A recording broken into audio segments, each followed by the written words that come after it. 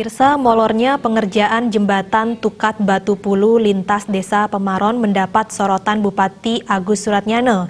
Bupati kecewa dengan molornya pembangunan jembatan yang diancang-ancang selesai pada akhir Desember ini.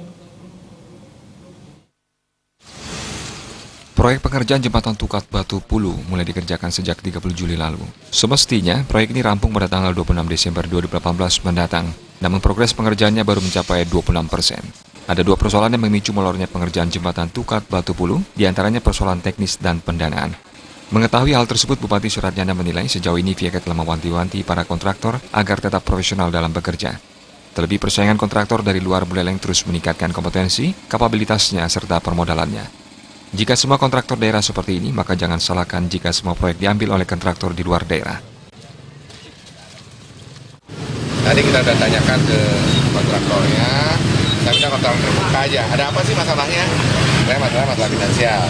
Ya, kalau masalah finansial, diskusikan sama saya. Saya kepala daerah tidak harus marah-marah saja kan, harus menjadi keluar juga. Bagaimana sebagai pembina saya memborong lokal di kabupaten juga membina, mereka kerja lebih profesional, ada ketentuan, diskusikan sama kita. Apakah saya harus bicarakan dengan BPD, apakah saya harus garansinya dengan garansi dengan perjanjian yang jelas, yang jelas. Nah ini yang dilakukan, terputus